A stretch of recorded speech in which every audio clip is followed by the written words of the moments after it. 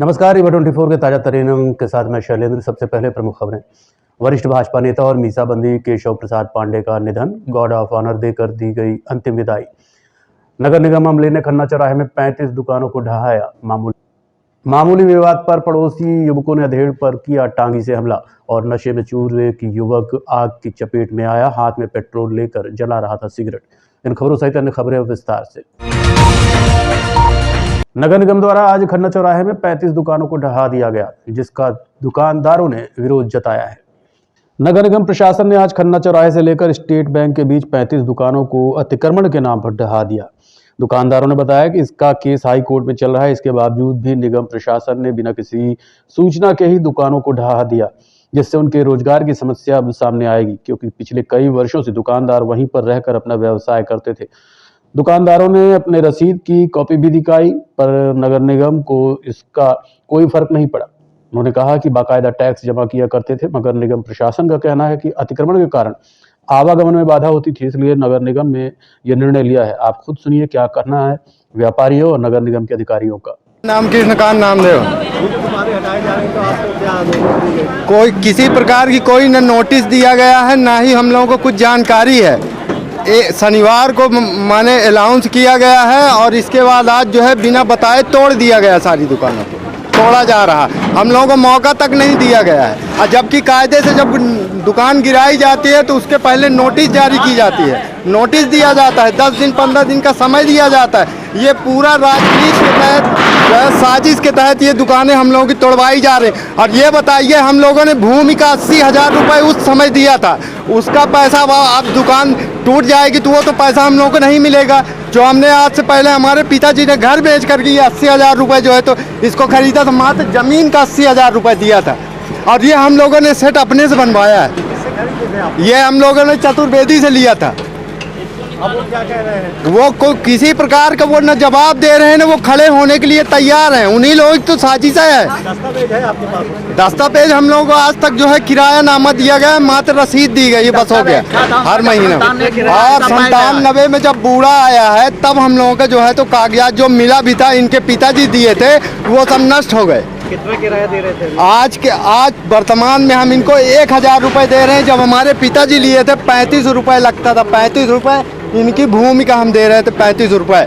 और इनकी भूमि का हमने 80,000 रुपये दिया है जब इन्होंने हमको भूमि दिया था। क्या नाम है आपका? हमारा नाम जगदीश सोनी सर है। फोटो कापी है और उसका ऑनलाइन का काम होता है। क्या आपको नोटिस मिली थी? कोई नोटिस सर हमको नहीं मिली सर, कहते हैं कोई नोटिस नहीं मिली सर। दूसरी बात ये, हम इसका टैक्स भी जमा करते हैं सर, आपको दिखाया सर, कहते हैं ये देखिए हमने पिछले साल 32,000 जमा भी किए। देखिए सर, कहते हैं ये देखिए सर, कहते हैं हमने टैक्स भी जमा किया है। और इसका प्रकरण हाई कोर्ट में विचाराधीन भी है।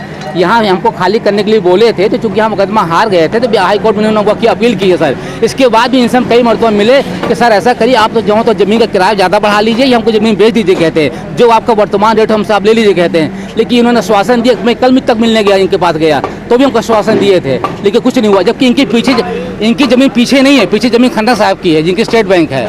उसके बाद भी इस प्रकार हो रहा है। पूरी दुकान हमारी जंका मंका बनी दुकान आपको दे दी, कहते हैं विकास कंप्यूटर फोटो कापी दुकान हमारी है और पूरी दुकान हमारे तोड़ रहे हैं, कहते हैं। जबकि हम टैक्स भी जमा कर रहे थे, आपको बताएं इन्होंने टैक्स नहीं जमा कर, टैक्स हम जमा कर रहे थे जब, कहते हैं। उसके बाद हमारी दुकान तोड़ रहे हैं, कहते हैं, और कोई समय नहीं दे रहे सर, कहते हैं। चौराहे से जिला पंचायत रोड की ओर बहुत ट्रैफिक जाम था। इसमें बहुत अनाधिकृत दुकानें बनी थी जिनमें मैकेनिक लोग काम कर रहे थे और फटी हुई थी, जीर्ण शीर्ण हालत में थी, जो गिरने की भी संभावना थी। इन्हें जो है नगर निगम द्वारा जनहित में भयप्रद घोषित करते हुए इसे जो है हटाने की कार्रवाई आज कर रहा है। साथ ही इस रोड को चौड़ीकरण भी करेगा ताकि यातायात जो बाधित हो रहा था वो निरंतर हो सके और जाम की स्थिति न बने। क्या प्राइवेट प्रॉपर्टी में थी कि ये प्राइवेट प्रॉपर्टी है और भवन स्वामी को हमने हटाने के लिए बोला। भवन स्वामी ने कहा कि मेरे पास संसाधन नहीं है, नगर निगम इसे हटाए, मैं पैसा जमा करूंगा। उसने पैसा जमा कर दिया है और नगर निगम जनहित में कार्रवाई कर रहा है। करीब कितनी दुकानें होंगी? लगभग 35 दुकानें जो खाली होना है। कोई विवाद की स्थिति? जी, विवाद की स्थिति ऐसी? विवाद की स्थिति नहीं है। लोग थोड़ा सा उनका व्यवसाय प्रभावित हो रहा है, थोड़ा लोग तकलीफ मान रहे हैं और हम लोग उनको सहयोग के साथ चाह रहे हैं कि उन्हीं के हित में आएगा। और ये रास्ता अगर ठीक हो जाएगा, दुकानें पीछे हो जाएंगी तो यातायात बाधित जो हो रहा है, कभी कभी एम्बुलेंस भी फंस जाया करती थी।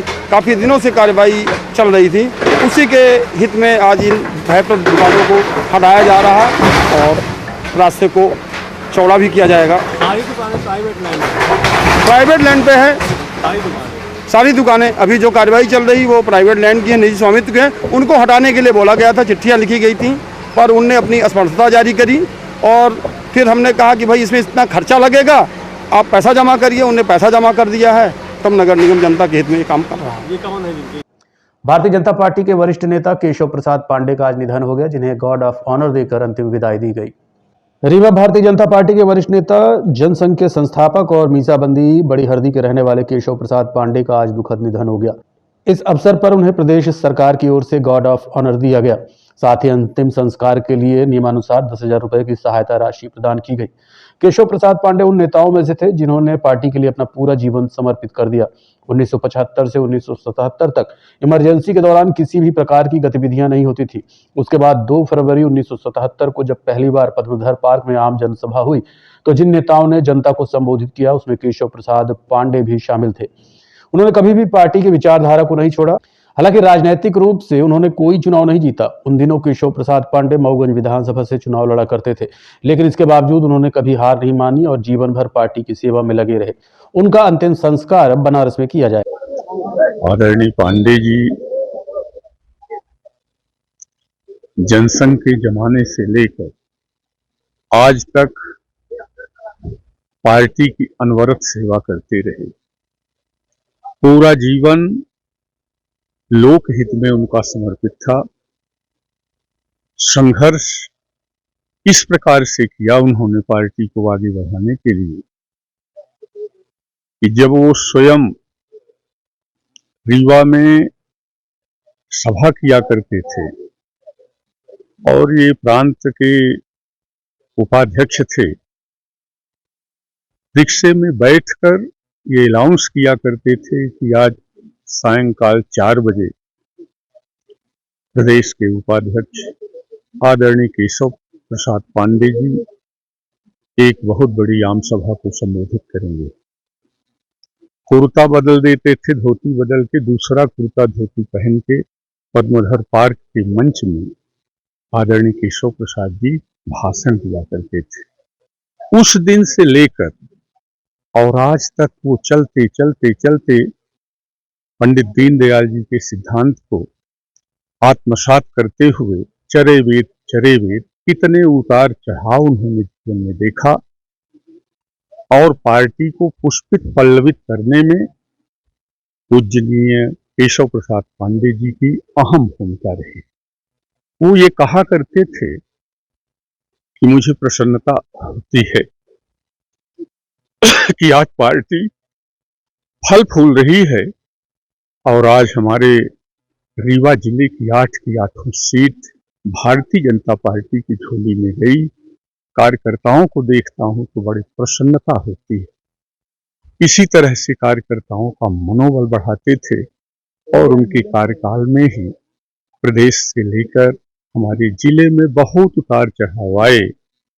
पूज्य केशव प्रसाद पांडे जी हमेशा कार्यकर्ताओं का मन बढ़ाते रहे, उत्साहवर्धन कराते रहे और उनके नेतृत्व मार्गदर्शन में चल के भारतीय जनता पार्टी हमारे रीवा जिला के साथ साथ पूरे प्रदेश में, पूरे राष्ट्र में इस स्थान ऊंचाइयों पर पहुंची है और हमारे जिले को ऊपर उठाने के लिए माननीय केशव प्रसाद पांडे जी का केशव प्रसाद पांडे जी का देहावसान हुआ है और ये राजनीतिक और सामाजिक रूप से सक्रिय व्यक्ति थे और मीसाबंदी रहे हैं। मीसाबंदी की जो औपचारिकताएं होती हैं शासन की तरफ से वो आज यहाँ पर राजकीय सम्मान देकर और प्रशासन की तरफ से तो 10,000 रुपए की अंत्येष्टि सहायता है वो देकर पूर्ण किया गया है और ये बनारस में इनका अंतिम संस्कार इनके परिवारजन कर रहे हैं। तो हम लोग प्रशासन की तरफ से, शासन की तरफ से विनम्र श्रद्धांजलि देने के लिए यहाँ पर उपस्थित हैं।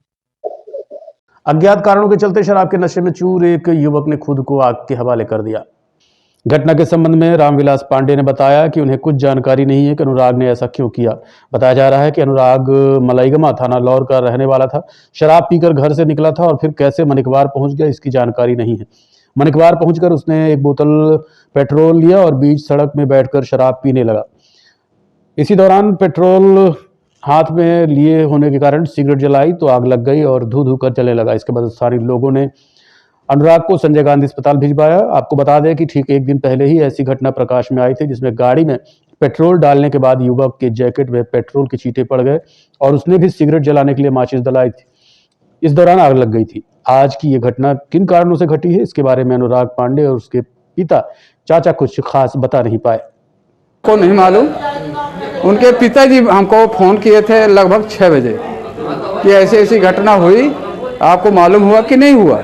मैं बोला कि अभी हमको तो कुछ खबर नहीं हुआ। मैं पता लगाने लगा फिर फ़ोन द्वारा, तो हमारा बालक वहीं रहता है, वो वीडियो में बना के हमारे में भेजा, पापा जी ऐसा ऐसा हो गया है। तो मैं देखा वीडियो को तो झुलस रहे थे और मैं उनको पता लगाया तो ये पता लगा कि ये नशा में थे और नशा द्वारा ये पेट्रोल बाटल में लेके अपने अंग में छिड़के हैं और खुद सिगरेट पिए हैं और सिगरेट से आग लगाए हैं। मतलब खुद ड्रिंक किए थे जी। नशे में पेट्रोल डालकर आग लगा जी जी, अनुराग पांडे। ये सड़क में नहीं जल रहे हैं। अब ये सड़क की बात है कि खेतों में, मैंने घर की नहीं बात है मैदान की बात। आग लगाए। आग लगा ली। हाँ। ये कहाँ से कहाँ जा रहे थे? अभी कहाँ जा रहे थे तो क्या मालूम, हम लोगों को तो कुछ पता ही नहीं है। नहीं। कहाँ मलिकवार में लगाए? हाँ, मलिकवार में लगाए। मलिकवार में कोई रिश्तेदार रहता है? नहीं, कोई नहीं है। ये सड़क में लगाए हैं कि? सड़क में लगाए कि अब आप देखे नहीं तो क्या बताएंगे। ये जले हुए पाए गए? हाँ, ये पता सूचना मिली है जब पाए गए, वहाँ के आदमी सब उठा के यहाँ लाए हैं। हम लोग तो पहुँचे नहीं, हम लोग तो डायरेक्ट यहाँ आए थे, तो भी हम नहीं आए थे। कैसे जल गई ये नहीं पता चला? हाँ, कैसे जले ये नहीं पता? नहीं। क्या नाम है आपका? रामविलास पांडे। बालक का क्या नाम है? बालक का अनुराग पांडे। ये जले हुए पाए गए वहाँ? हाँ हाँ। आपको क्या शंका है? कोई हमको शंका कुछ भी नहीं है, हम अपनी क्या शंका बताएंगे। कितने वर्ष के थे? ये 27 वर्ष। मामूली विवाद के चलते एक युवक के ऊपर पड़ोसियों ने टांगी से हमला कर दिया, जिसे इलाज के लिए संजय गांधी अस्पताल में भर्ती कराया गया है। बैजनाथ के रहने वाले राम भजन ने बताया कि घटना के दिन रात 9 बजे वो अपने घर की ओर जा रहे थे तो उनके पैरा को 2 युवक आग लगा रहे थे। आपको बता दें कि पैरा यानी पियरा उसे कहते हैं जो धान की गहाई करने के बाद भूसा निकलता है। राम भजन ने बताया कि मना करने के बाद वहां से गए और अपने कुछ साथियों के साथ आए। इसके बाद टांगी से हमला कर दिया। उन्होंने बताया कि मामले की रिपोर्ट अभी दर्ज नहीं की गई है। पुलिस ने कहा कि पहले इलाज करवाएंगे, उसके बाद रिपोर्ट लिखी जाएगी। 9 बजे करीब घर आए तो खेत के बगल में एक तलैया खुदवाए, वहाँ पैर गहाई किए कराए थे, तो गहाई पैरा रखा था तो उसमें आग लगाए थे लोग, 2 आदमी। हाँ, 2 आदमी आग लगाए रहे। तो हम गए, उनको मना किए, फिर आगे गए तो उसमें मछली मारते रहे तो उनको मना किए। उनके घर में कोई प्रोग्राम था सर, डीजे उजे बज रहा था, तो इकट्ठा होके आए तो हमारे ऊपर वार कर दिए। बोले कि हम पैरा, तुम हमसे पैरा ले लो, मतलब हम कितना पैरा लोगे। अब ये कहकर विवाद के पारी पीटने लगे। काहे से ये मारपीट किए हैं? ये सर टांगी से हमला कर? हाँ, ये वाला टांगी से। कितने लोग थे मारने वाले? 4-5 आदमी रहे सर। हाँ, एक लक्ष्मी के 2 लड़का रहे, लड़कन के नाम तो नहीं है। लक्ष्मी बाप के नाम है, बापा रहा, 2 लड़का रहे। अब माने 2 आदमी है, वो माने ऊपर रिश्तेदार रहे जी। उनके यहाँ कोई कार्यक्रम था? हाँ। आपका पैरा जला? हमारा पैरा जला। मना कर दिए तो? हाँ, जिनको मना किए तो गए तो उनको बुला लाए, तो उसका बड़ा माने जो लक्ष्मी का छोटा वाला लड़का एक लड़का वो आग लगाया था हमारे पैरा से, और फिर गया तो बड़ा वाले लड़का का और 2-4 आदमी को बुलाए, टांगे से हमला कर दिया। हाँ, तो हमको मार दिया। रिपोर्ट लिख गई है?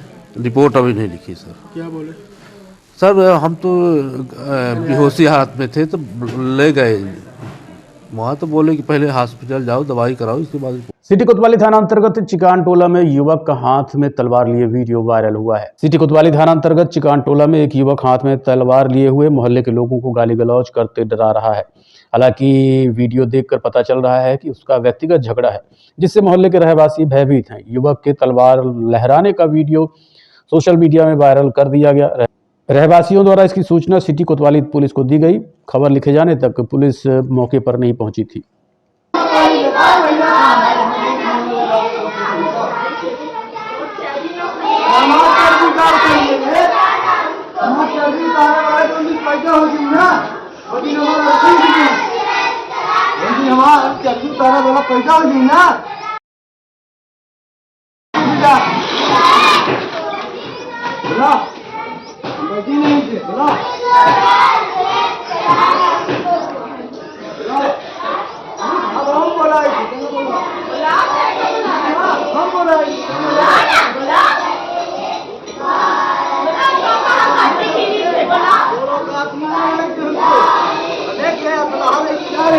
देखते रहिए Rewa 24 news city cable network. मिलते हैं छोटे से ब्रेक के बाद। अगर आप अपने कारोबार के लिए एक सुविधाजनक गोदाम, दुकान या ऑफिस की तलाश में हैं, तो ये स्थान आपके लिए उपयुक्त है। यहाँ पर 30 फीट बाय 55 फीट ऊपर और नीचे लैट बाथ अटैच और 2 बड़े कमरे अलग से उपलब्ध है। स्थान है शार्किन होटल के बगल में, बाईपास के सामने, करहिया नंबर 1। अपने व्यवसाय को नई ऊंचाइयों तक ले जाने के लिए आज ही संपर्क कर सकते हैं। मोबाइल नंबर है 7746095429 और 7723898220। 55 का हाल है, किराए में देना है और ऊपर भी 30 बाई 55 का है। तो ऊपर 2 कमरे बने हैं और बाकी का हाल है, ये किराए में देना है। नीचे हाल है, ऊपर हाल है, लैट्रिन बाथरूम अटैच। अटैच, हाँ, लैट्रिन बाथरूम अटैच। पता क्या है? पता है ग्राम मही बाईपास के पहले, सार्किन के बगल, सार्किन गार्डन के बगल में। कॉन्टेक्ट नंबर क्या है आपका? Contact number 77 460 95 429 92 00 97 26 52। लेकिन अपना पैसा शुभ नाम आपका? राम साहब विश्वकर्मा। मतलब 1300। लकड़ी तोड़ने के लिए आम के पेड़ पर चढ़े एक युवक के दोनों पैर टूट गए, जिसे इलाज के लिए संजय गांधी अस्पताल में भर्ती कराया गया है। इन दिनों ठंड का मौसम चरम पर है। लोग ठंड से बचने के लिए तरह तरह के उपाय कर रहे हैं। शहरी इलाकों में तो लोग हीटर आदि की व्यवस्था कर लेते हैं, लेकिन ग्रामीण क्षेत्रों में ऐसी व्यवस्थाएं नहीं है। इसके लिए पुराने तरीकों से ही ग्रामीण ठंड कम करने का प्रयास करते हैं। इसी प्रयास में आज एक युवक के दोनों पांव टूट गए। पलहान के रहने वाले सुखलाल कोल ने बताया कि वो लकड़ी तोड़ने के लिए आम के पेड़ पर चढ़ा हुआ था, लेकिन डाल टूट गई और नीचे गिर गया, जिससे उसके दोनों पांव टूट गए। हालांकि परिजनों ने संजय गांधी अस्पताल में भर्ती करा दिया है, जहां सुखलाल का इलाज चल रहा है। लकड़ी लेने के लिए तापने के लिए नहीं थी, तो वही लकड़ी के लिए गए, तो वो जो रात थी वो अब टूट गई। कौन सा टांग टूट गई? हाँ, तापने के लिए। तापने के लिए। क्या नाम आपका? सुखलाल कौल। कौन से गांव के घटना है? पलहान। कौन से पेड़ में चढ़े थे? आम के। आम के पेड़ में सूखी लकड़ी ढूंढ रहे थे। हाँ, तापने के लिए। जी, अपने लिए तापने के लिए। जी। देखते रहिए Rewa 24 news city cable network. मिलते हैं छोटे से ब्रेक के बाद। हड्डी जोड़ एवं रीढ़ रोग तथा स्त्री रोग एवं प्रसूति रोग का इलाज एक ही छत के नीचे। विघ्नहर्ता hospital and trauma centre, hotel landmark के पास, रतहरा, रीवा। डॉक्टर संतोष सोनी, पूर्व चिकित्सक, बॉम्बे हॉस्पिटल, मुंबई। हड्डी जोड़ एवं रीढ़ रोग विशेषज्ञ, छोटे चीरे एवं दूरबीन विधि द्वारा हाथ तथा पैर की हड्डियों का ऑपरेशन। गठियाबात, जटिल एवं बिगड़े हुए फ्रैक्चर का बेहतर इलाज करते हैं डॉक्टर संतोष सोनी। विघ्नहर्ता हॉस्पिटल ट्रॉमा सेंटर में ही स्त्री एवं प्रसूत रोग विशेषज्ञ डॉक्टर शैलजा सोनी भी उपलब्ध हैं, जिनकी देखरेख में नॉर्मल डिलीवरी, सिजेरियन ऑपरेशन एवं बच्चेदानी से संबंधित ऑपरेशन की बेहतर सुविधा। संतानहीन दंपत्ति तत्काल संपर्क करें। विघ्नहर्ता hospital and trauma centre, hotel landmark के पास, रतहरा, रीवा। सुविधाजनक एवं सफल इलाज हेतु आज ही संपर्क करें। विघ्नहर्ता hospital and trauma centre, hotel landmark के पास, रतहरा, रीवा। मोबाइल नंबर 7828781983 अथवा 8462956774 पर। गुड़ चौराहे में ऑटो पलटने से एक 60 वर्षीय वृद्ध की मौत हो गई। रीवा के गुड़ चौराहे में ऑटो पलटने से एक 60 वर्षीय वृद्ध रामानुज पटेल की मौत हो गई। घटना आज दोपहर की है। ऑटो पलटने के बाद परिजन वृद्ध को अस्पताल लेकर पहुंचे, जहां डॉक्टरों ने उसे मृत घोषित कर दिया। मेरा संजीव कुमार पटेल। खत्म हुई, इनका क्या नाम था? रामानुज पटेल। क्या घटना क्या हुई? ऑटो से क्या कैसे ऑटो में चढ़े थे, ऑटो दब गई उसी ऑटो में। पंडित विश्वकर्मा के ऑटो है, पिता का उसका नाम गलूदर है, ग्राम पंचायत पाती के है। यहाँ काहे के लिए आए थे? वो गए थे सिलपरी, रिश्तेदारी में तो रही थी, वहाँ से चले आते थे। उनकी बेटी रहती है जी, वहाँ मम्याऊर है माता राम का, सिलपरी गांव में। ऑटो कहाँ पलटी है? ऑटो ये गुड़ चौराहा में जी। उसी में दब गए थे? जी, उसी ऑटो से दब गए।